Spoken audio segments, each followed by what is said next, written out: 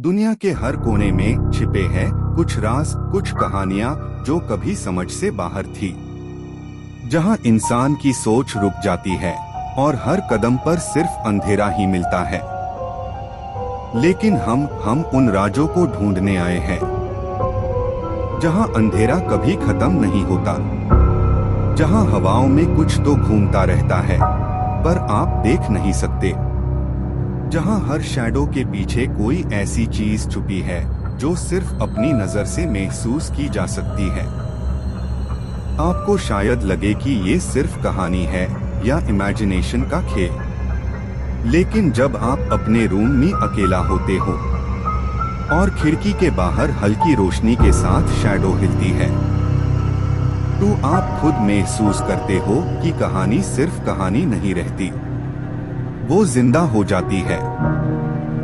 स्वागत है dynamic dark में, स्वागत है एक नए हॉरर एपिसोड में, स्वागत है एपिसोड 11 में।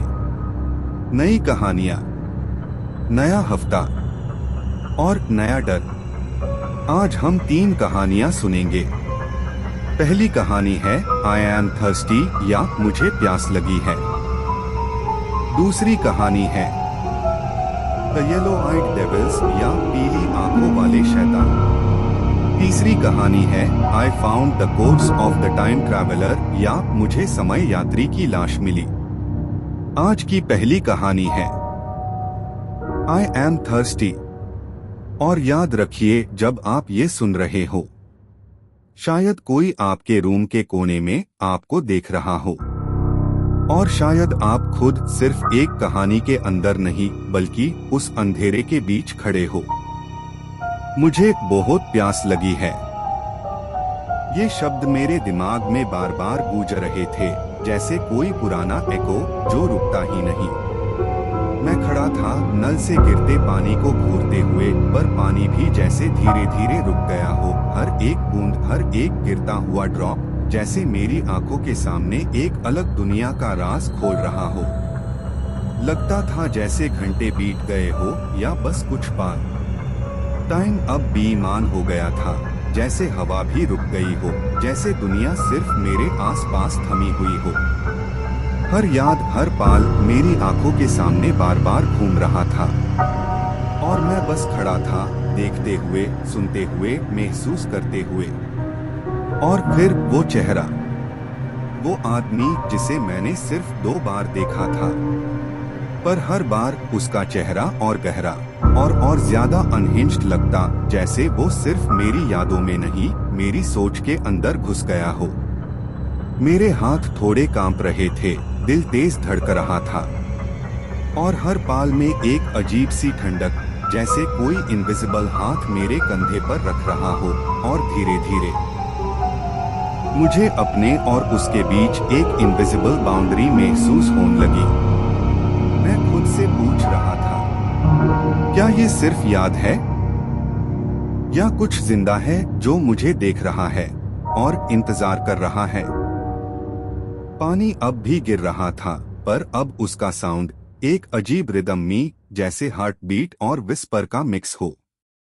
और मैं बस खड़ा था, और वो शब्द, वो सिंपल शब्द, मुझे प्यास लगी है, बार बार हर एको के साथ, और गहरा और ज्यादा, जैसे कि ये सिर्फ शब्द नहीं पर एक वार्निंग थी, एक छुपी हुई चीज की जो अब मेरे सामने खादी थी, और मैं यूज इग्नोर नहीं कर सकता था। कुछ रात पहले सब शुरू हुआ था उस बेघर आदमी के साथ। मैंने यूज सिर्फ 2 बार देखा, पर दोनों बार की यादें गहरी निशान छोड़ गई, जैसे कोई इनविजिबल स्क्रैच मेरी सोच पार हमेशा के लिए। पहली बार अजीब थी, बस थोड़ी सी हैरानी और क्यूरियोसिटी, पर दूसरी बार वो पूरी तरह अनहिंज्ड थी, जैसे समय ने उसकी आंखों में एक अलग यूनिवर्स बसा दिया हो, और वो यूनिवर्स सिर्फ मुझे देख रहा था। मैंने देखा उसके चेहरे पर एक अजीब सी मुस्कान, पर आंखों में कुछ और, कुछ इंसान से पेयर, जैसे कोई पुरानी रूह या अजीब साए वो मुझ पर गौर कर रहे हो। मेरी सांसें तेज हो गई, दिल तेज धड़कने लगा और एक ठंडक जैसे काले पानी की लहरों का छुपा हुआ हाथ मेरे कंधे पर रख गया हो। हर पाल, हर शैडो मुझे उसे देखने पर मजबूर कर रहा था और उसकी हर मूवमेंट, हर विस्पर एक वार्निंग जैसे, एक वार्निंग कि मैं इसके आसपास हूँ और ये सिर्फ एक शुरुआत है। मुझे लगा वो सिर्फ अंदर तक घुस चुका है, मेरी आंखों में, मेरे सपनों में, मेरी सोच में। हर आवाज, हर हवा का झोंका मुझे उसकी याद दिला रहा था, जैसे वो मेरे आसपास ही है, बस एक कदम दूर, सिर्फ मुझे देख रहा, इंतजार कर रहा। और फिर मैं महसूस करने लगा कि ये सिर्फ याद नहीं, ये जिंदा है। हर शैडो, हर फिजा कुछ बोल रहा है, कुछ इंतजार कर रहा है। मैं धीरे धीरे उस डायरेक्शन में चला जहां उसके फुटप्रिंट्स थे, पर जैसे ही मेरा कदम उन पर पड़ा, एक अजीब सी आवाज, जैसे किसी ने देर से सांस ली। मैंने पीछे मर्ग देखा पर कुछ नहीं था, सिर्फ शैडोज और हल्की फॉग, पर मेरा दिल जैसे वही देख रहा हो, मुझे जांच कर रहा हो। और मैं बस खड़ा था एक ऐसे राज के सामने जो शब्दों से बेअद और अंधेरे से भरा हुआ था। और मुझे पता था ये कहानी अभी खत्म नहीं हुई, ये बस शुरुआत है। पहली बार मैं अपने रोजमर्रा के रास्ते पर चल रहा था, ईयरफोन्स में गाना बज रहा था और मैं ऑटो पायलट में था। सब कुछ नॉर्मल लग रहा था, पर फिर एक छोटी सी खामोशी और एक क्लैटरिंग साउंड, तेज और अननेचुरल, जैसे कोई चीज मेरे आसपास हिल रही हो, पर मैं यूज देख नहीं सकता। मैंने पलट कर देखा और वहाँ था वही आदमी, और इस बार कुछ अलग था। शैडोज उसके चारों तरफ चिपकी हुई थी, अजीब तरह से फोल्ड और स्ट्रेच हो रही थी, जैसे वो शैडोज जिंदा हो और उसके साथ सांस ले रहे हो, जैसे वो मेरे आसपास भी फैल गए हो और मैं उनमें घिरा हुआ हूँ। उसकी आंखें वाइड और ब्लैंक, लेकिन एक अजीब सी इंटेंसिटी के साथ। मुझे लगा वो मेरी हर सोच पढ़ रहा हो, मेरी हर याद में घुस रहा हो, जैसे वो मेरा सपना और मेरा सच दोनों एक साथ देख रहा हो। हर कदम में, हर फुटस्टेप में एक अजीब सी वाइब्रेशन थी, जैसे जमीन भी और हवा भी कुछ चुपके से मुझे वार्न कर रही हो, जैसे हर पत्थर, हर शैडो मेरे आसपास की चीज जिंदा हो गई हो और मुझसे कुछ कहना चाहती हो। और मैं बस वहां खड़ा था, फ्रोजन, पर देखने पर मजबूर। और तब मैंने महसूस किया कि ये सिर्फ एक इंसान नहीं, ये कोई शैडो का क्रीचर है जो रियलिटी और मेरे इमेजिनेशन के बीच एग्जिस्ट करता है। हर सेकंड, हर ब्लिंक में वो और गहरा होता जा रहा था, जैसे वो मेरे अंदर भी घुस रहा हो। मुझे याद है वो मोमेंट, टाइम भी रुक सा गया था। हवा के हर झोंके में, फुटपाथ के हर शैडो में और डिस्टेंट स्ट्रीट लाइट के फ्लिकर में मैंने देखा कि कोई छुपी हुई चीज बस मुझे देख रही है और मेरी हर हरकत को जांच कर रही है। और मैं बस ऑब्जर्व कर रहा था, हर शैडो, हर मूवमेंट एक वार्निंग की तरह कि मैं अब इसके वर्ल्ड में घुस चुका हूँ और ये मुझे बाहर जाने नहीं देगा।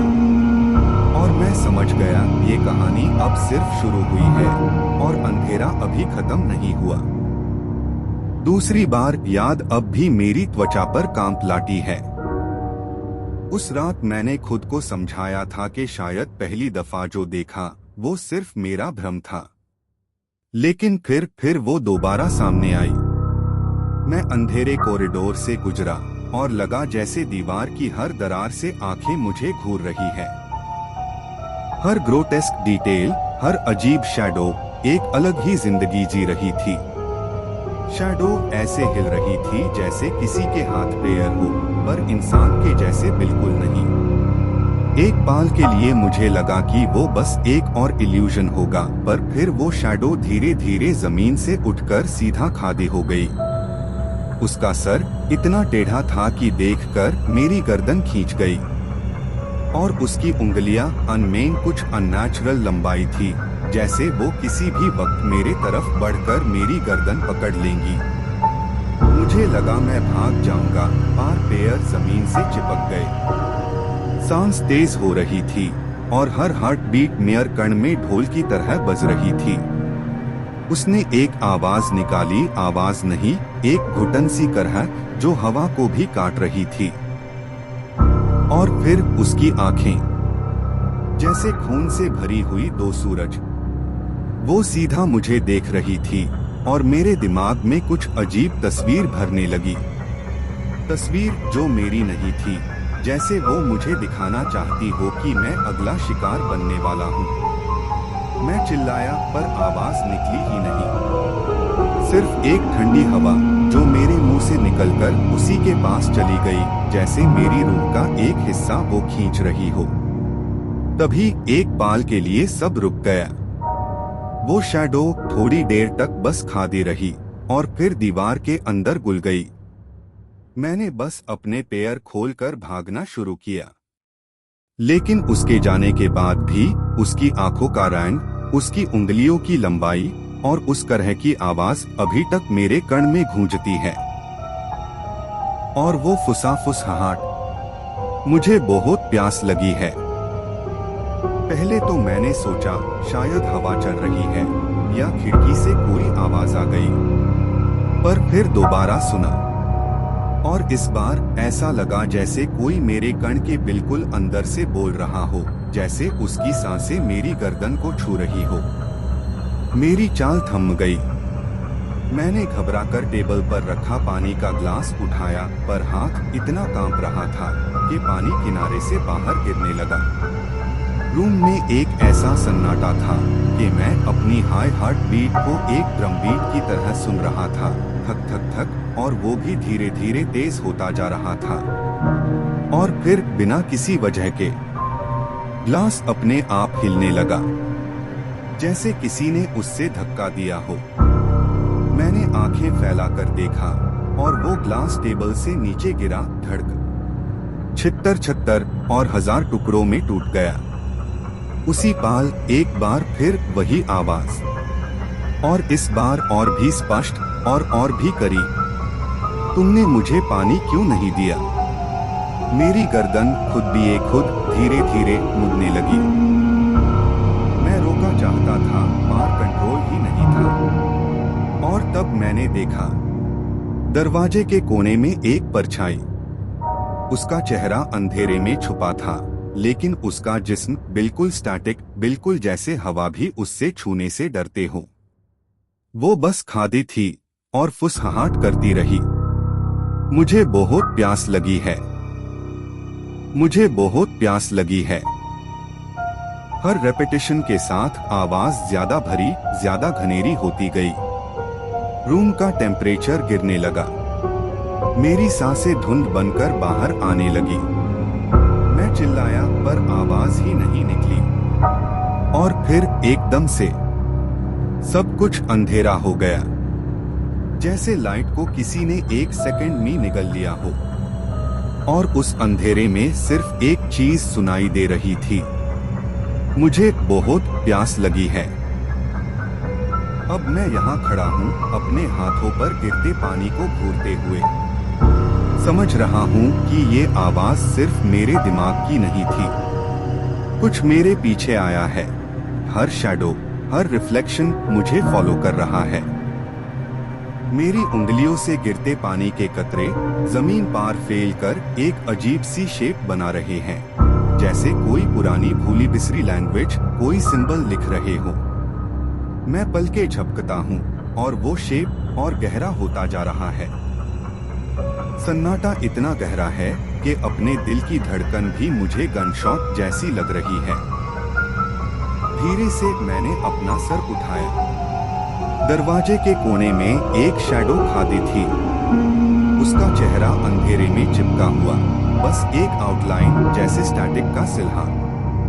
उसके सर का टिल्ट अननेचुरल था। धीरे धीरे वो हिलने लगा और उसके बिना होंठों के विस्पर्स फैल गए, दीवार, छत, जमीन सब वाइब्रेटिंग होने लगे। हर वर्ड जैसे रियलिटी को तोड़ रहा हो। फिर लैंप फ्लिकर करने लगा। सारी ऑब्जेक्ट्स, टेबल, कुर्सी खुद हिलने लगी। अचानक ग्लास अपने आप हिलकर नीचे गिरा और पानी का रंग साफ नहीं बल्कि काला इंक जैसा हो गया। मैं पीछे हटना चाहा, बार पैर जम गए।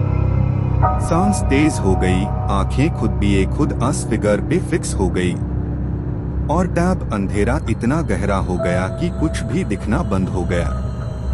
सिर्फ एक जोड़ी आंखें फेंट ग्लोइंग दरवाजे पर। वो आंखें हर विस्पर के साथ पल्स करती रही।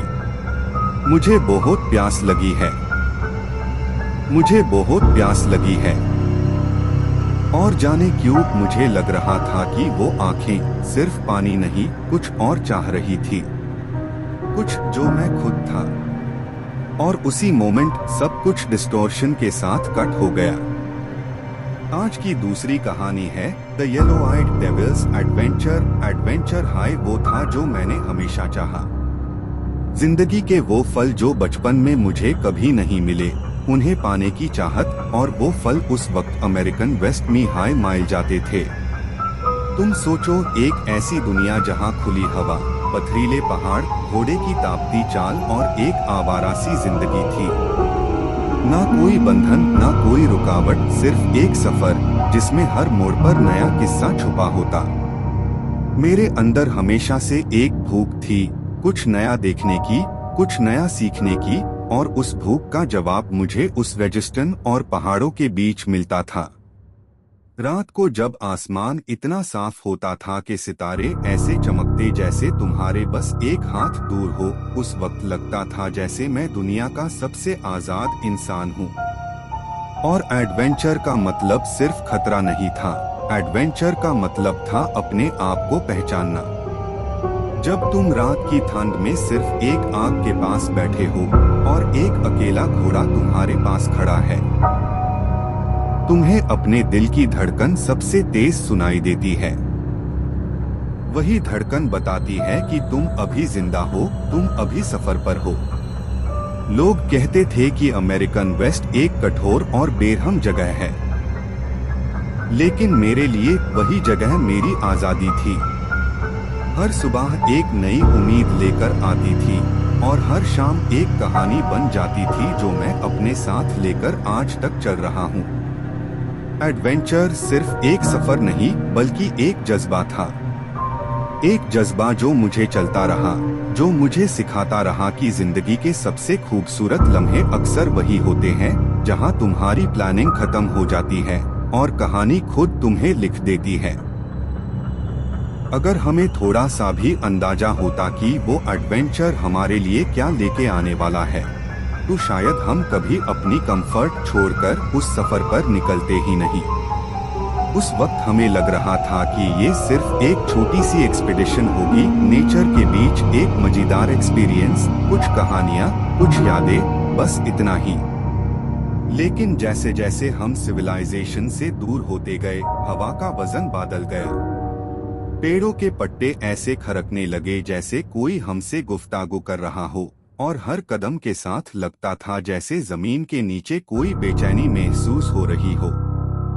सूरज की रोशनी धूप कम, एक परछाई ज्यादा लगने लगी और हम बस हेस्ट मस्ती करते आगे बढ़ते गए, बिना समझे कि कुछ हमारी तरफ देख रहा था। कभी कभी बीच रास्ते में एक अजीब सा सन्नाटा छा जाता, जैसे जंगल ने अपनी सारी सांसें रोक ली हो। किसी का चेहरा हल्का सा पीला पैट जाता, लेकिन फिर कोई मजाक उड़ा देता और हमने सोचा शायद हम हाई ओवरथिंक कर रहे हैं। हमने उस एक पाल की खामोशी को इग्नोर कर दिया, बिना ये जाने कि वही खामोशी एक वार्निंग थी।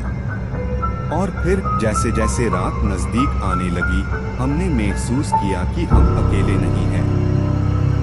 हर जगह से आंखों जैसी एक नजर हम पर टिकी थी। शायद वो हवा थी या सिर्फ अंधेरा या कुछ और, कौन जानता है। पर एक बात तो साफ थी, हर कदम के साथ लग रहा था जैसे जंगल हमें अपनी तरफ खींच रहा हो। हर लीफ, हर ब्रांच, हर हवा का झोंका बस एक हाई चीज कह रहा था, तुमने वापस नहीं जाना। बस इतना कह सकता हूँ, अगर हमें पहले से खबर होती कि अगले कुछ दिन हमारी जिंदगी को हमेशा के लिए बादल देंगे, तो शायद हम कभी अपने घर के दरवाजे के बाहर भी ना निकले होते। ऑफ कोर्स, मैंने सुने दी इंडियन स्काल्पिंग की कहानियाँ, सेटलर्स का मारना और जंगल में वाइल्ड पैंथर्स और बियर्स की टेरर स्टोरीज, लेकिन जो कहानी मैं आपको बताने जा रहा हूँ वो आम लोगों के लिए सुनना मुश्किल था। वो लोग जो वेस्ट सेटल करना चाहते थे, जैसे मैंने किया। हर कहानी के पीछे सिर्फ फियर नहीं, बल्कि एक वार्निंग छुपी थी, एक ऐसी वार्निंग जो हम जैसे एडवेंचरस सोल्स के लिए एक रेड फ्लैग थी। मैंने सुना था कि कुछ लोग कभी वापस नहीं लौटते, बस डिसअपीयर हो जाते हैं, और उनके फुटस्टेप्स में भी कुछ अजीब निशान छूट जाते हैं, जैसे जमीन खुद उन्हें स्वॉलो कर रही हो। रात के वक्त कैंप फायर के आसपास बैठकर पुरानी कहानियां सुनते हुए हर शैडो बड़ा लगने लगता था। एक पत्थर या ब्रांच को भी हमारी आंखों ने कभी कभी मॉन्स्टर समझ लिया, और हम बस हंसकर मजाक उड़ते हुए अन शैडोज को इग्नोर करते, लेकिन वो शैडोज हमेशा वहां थी, साइलेंटली ऑब्जर्विंग। और ये कहानी सिर्फ शुरुआत थी। ये टेल उन्हीं डेंजरस एंटिटीज और येलो आइड डेविल्स की है, जो सिर्फ अनब्रेव सोल्स के सामने अपीयर होते हैं, जो उनके टेरिटोरी में घुस जाते हैं। मैं और मेरे साथी अननोइंगली उन्हीं के रास्तों में कदम रख रहे थे। हर कहानी के साथ सस्पेंस बढ़ता जाता, और हम समझ नहीं पाते कि ये टेल्स सिर्फ स्टोरीज है या वार्निंग्स, जो हमारी जिंदगी के लिए डेडली होने वाली है।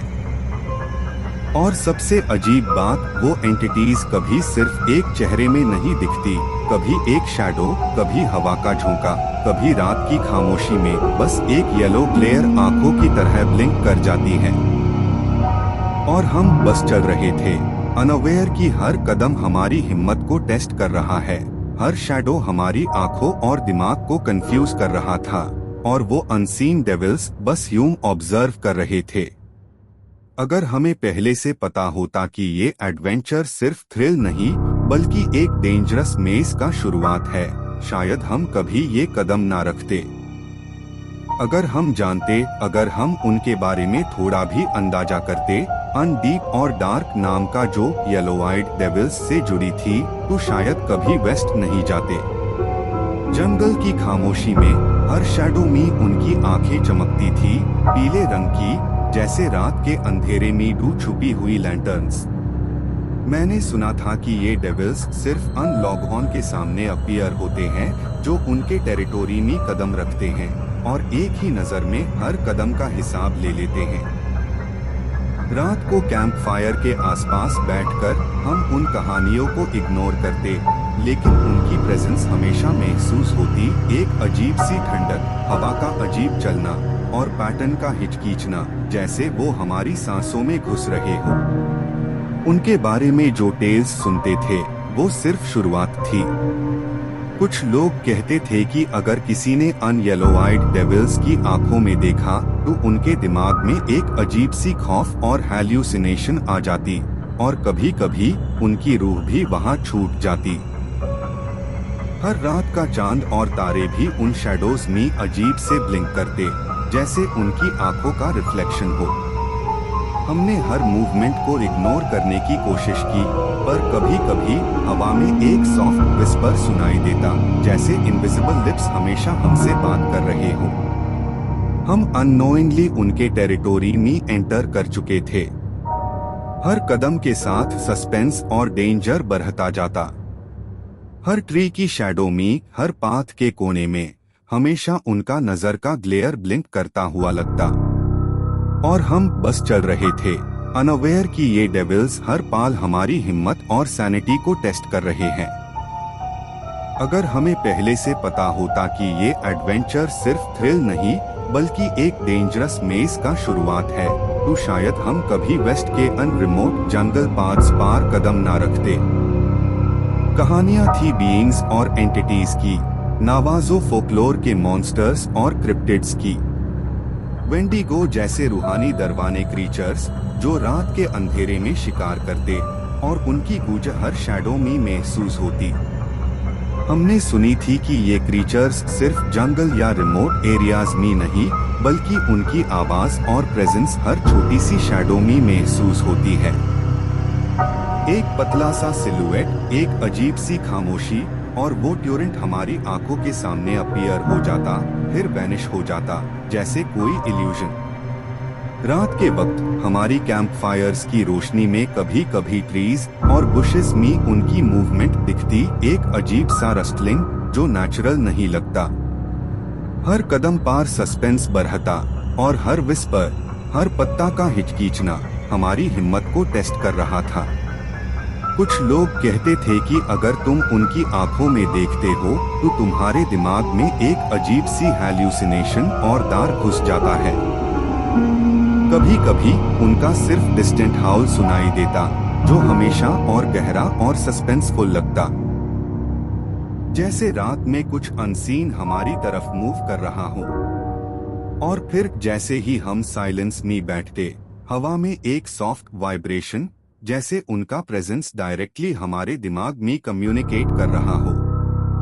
हर साउंड, हर शैडो एक वार्निंग की तरह कि ये क्रीचर्स बस स्टोरीज नहीं बल्कि रियल थ्रेट्स है और जो हम समझ नहीं पा रहे वो हमारे आसपास साइलेंटली हंट कर रहे हैं।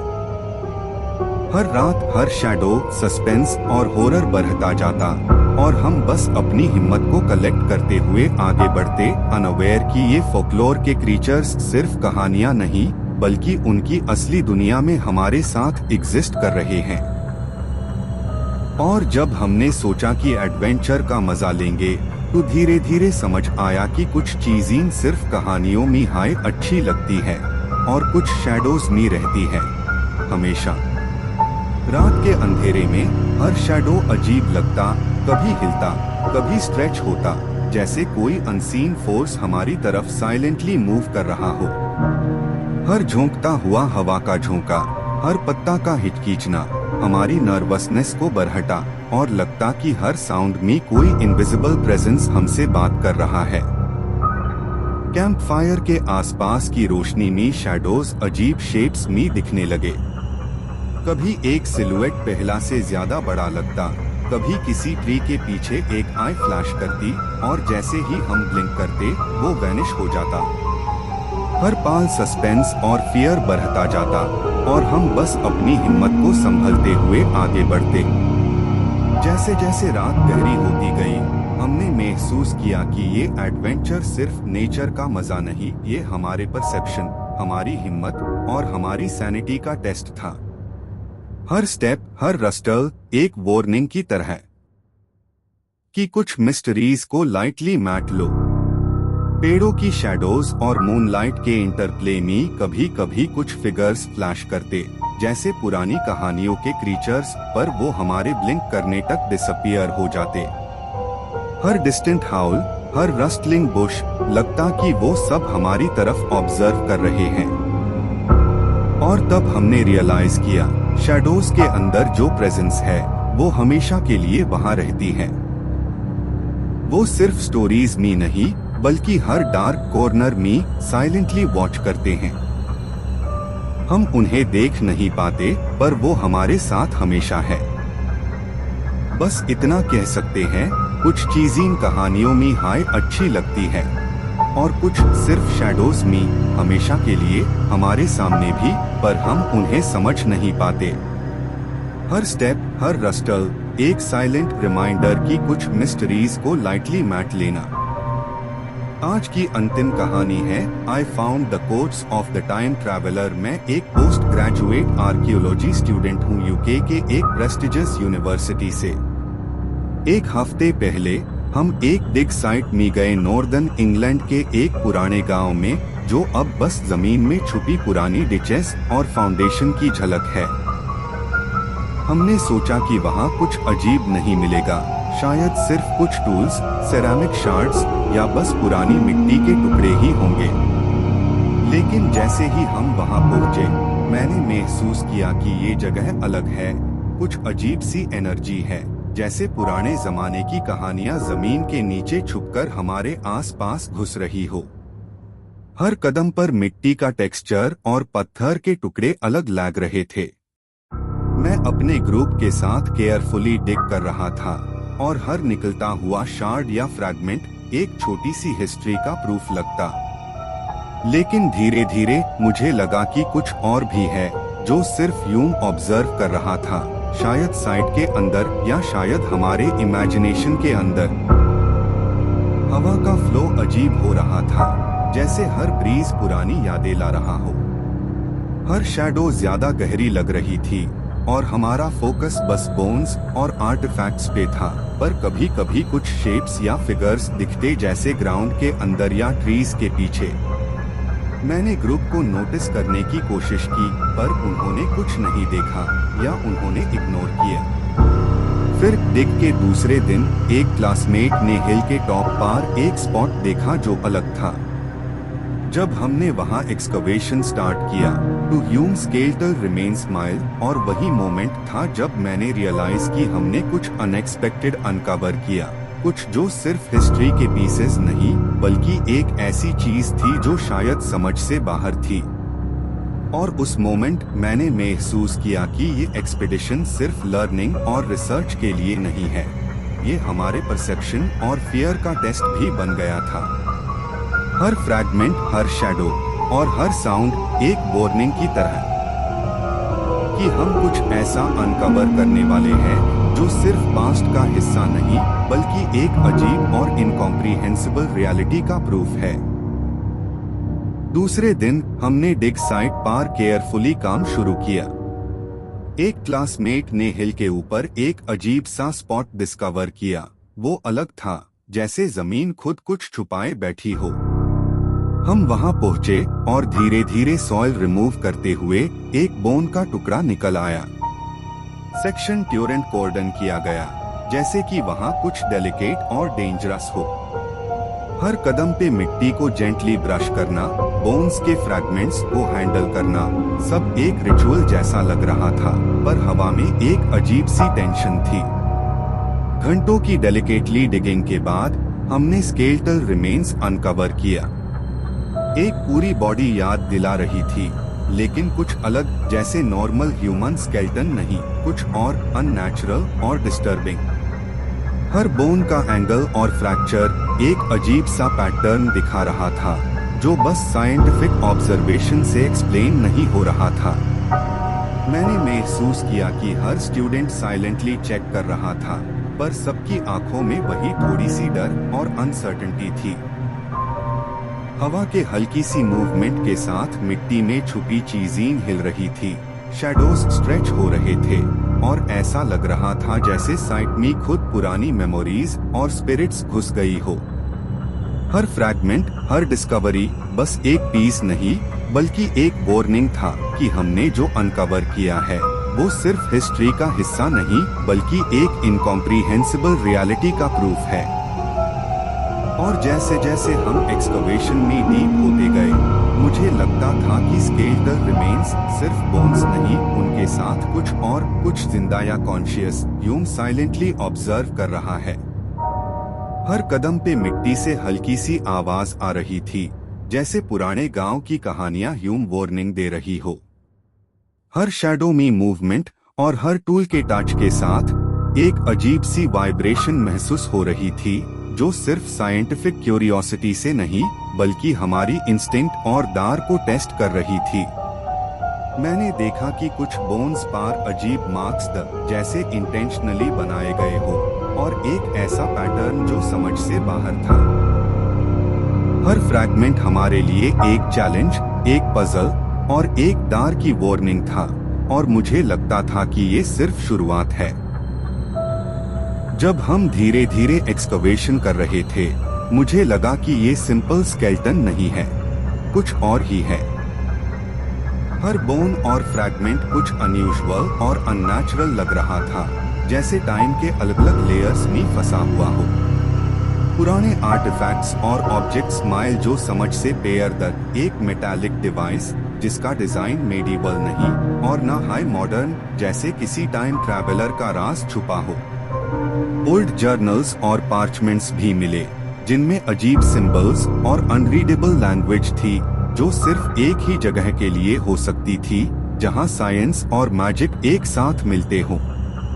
मैंने नोटिस किया कि स्केलेटल रिमेन्स के आसपास सॉइल के लेयर्स अलग तरह से सेटल ह्यूड, जैसे ये बॉडी टाइम के फ्लो को डिस्टोर्ट कर रही हो। हर फ्रैगमेंट और आर्टिफैक्ट के टच के साथ एक हल्की वाइब्रेशन, एक सटल एनर्जी फील हो रही थी, जो सिर्फ हमारी इमेजिनेशन नहीं बल्कि कुछ रियल और इनकॉम्प्रिहेंसिबल था। हर स्टूडेंट केयरफुली आर्टिफैक्ट्स को हैंडल कर रहा था, पर उनके चेहरे पे वो थोड़ी सी हैरानी और डर भी दिखाई दे रहा था। हर ऑब्जेक्ट, हर बोन एक स्टोरी सुनने की कोशिश कर रहा था, एक स्टोरी जो नॉर्मल साइंस और लॉजिक के बाहर थी। और फिर मैंने देखा कि एक छोटी सी टाइम पीस जैसी चीज स्केलेटन के हाथ के पास थी, पूरी तरह रस्टेड और खराब, लेकिन एक अजीब सी ग्लो एमिट कर रही थी, जैसे अभी भी जिंदा हो। मैंने समझा ये सिर्फ पास्ट का हिस्सा नहीं, ये किसी अननोन फ्यूचर या ऑल्टरनेट टाइमलाइन का क्लू था। और तब मुझे लगने लगा कि हमने जो अनकवर किया है वो सिर्फ एक डिग नहीं बल्कि एक पोर्टल है, जहां साइंस, हिस्ट्री और अनएक्सप्लेन्ड हॉरर इंटरसेक्ट करते हैं। हर फ्रैगमेंट, हर ऑब्जेक्ट एक वार्निंग है, और हम बस शुरुआत कर रहे हैं। स्केलेटन में कुछ अजीब था, हर बोन डिस्टॉर्टेड और अननेचुरल एंजल्स में प्रेजर्व्ड था। कभी कभी लगता जैसे ये ह्यूमन एनाटॉमी का नॉर्मल स्ट्रक्चर फॉलो नहीं कर रहा, जैसे किसी ने बॉडी को ट्विस्ट और फोल्ड किया हो और एफआईआर केयरफुली ग्राउंड में प्लेस किया हो।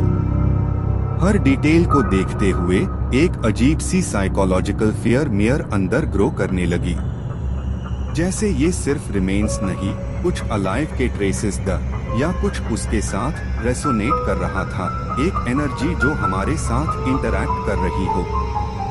जब हम स्केलेटन के क्लोजअप्स कैप्चर कर रहे थे, मुझे लगा कि शैडोज भी अलाइव हो गए हैं। हर कॉर्नर में, हर क्रेविस में, हर आर्टिफैक्ट के पास एक छुपी हुई प्रेजेंस महसूस हो रही थी। डिम लाइट और फॉग के बीच हर ऑब्जेक्ट, हर बोन एक सटल मूवमेंट कर रहा था, जैसे ऑब्जर्वर के साथ प्ले कर रहा हो। आर्टिफैक्ट्स के शेप्स और स्केलेटल डिस्टॉर्शंस के साथ हर स्टूडेंट का ब्रीदिंग रेट तेज हो रहा था। दिल की धड़कन, हवा का वजन, सब एक सस्पेंसफुल रिदम क्रिएट कर रहा था। हर मोमेंट, हर फ्रेम एक वार्निंग, जैसे कि हम सिर्फ पास्ट में नहीं बल्कि किसी इनकॉम्प्रिहेंसिबल और डार्क टाइमलाइन के बीच में हैं। मुझे लगा जैसे ये रिमेन्स एक लिविंग स्टोरी सुनने की कोशिश कर रहे हैं, हर फ्रैक्चर और वियर्ड एंगल एक मैसेज दे रहा हो, और हमारे समझ के बाहर की चीजें रियलिटी और इमेजिनेशन के बीच एक थिन लाइन पे हैं। और फिर मैंने नोटिस किया कि एक छोटी सी हमारी टॉर्च लाइट की रिफ्लेक्शन बोन्स के अनयूजुअल एंजल्स पे एक फेंट पल्स क्रिएट कर रही थी, जैसे वो अलाइव हो। हर फ्लैश के साथ हमारी सांसें तेज हो रही थी, और एक डीप अनएक्सप्लेन्ड फियर हमारे अंदर स्प्रेड हो रहा था, एक साइकोलॉजिकल हॉरर जो सिर्फ देखने और फील करने से समझ में आता था। आर्टिफैक्ट्स के साथ हमने एक पुरानी डस्टी डायरी भी पाई, पेजेस ब्रिटल और येलोड, जैसे सालों से किसी ने उसको छुपा के रखा हो। जैसे ही हमने पहला पेज खोला, एक अजीब सा सेंसेशन हुआ, जैसे कोई अनसीन फोर्स हमारे आसपास हो और हर मूवमेंट हम ऑब्जर्व कर रही हो। डायरी में स्केचेस और notes, the strange symbols, diagrams of mechanical devices और टाइम ट्रैवल के एक्सपेरिमेंट्स के मिस्टीरियस आउटलाइंस। कुछ पेजेस पे सिर्फ क्रिप्टिक मैसेजेस, जैसे कोई सीक्रेट कोड जो समझ से पेयर था। हमने हर पेज धीरे धीरे रीड किया, लेकिन हर लाइन और ड्राइंग में सस्पेंस और दार गहरा होता गया। नोट्स में स्ट्रेंज इलनेसेस और उनके इफेक्ट्स के बेयर में मेंशन था, शायद कोई एक्सपेरिमेंट या इंसिडेंट जिसका जिक्र हिस्ट्री के टेक्स्ट बुक्स में नहीं था।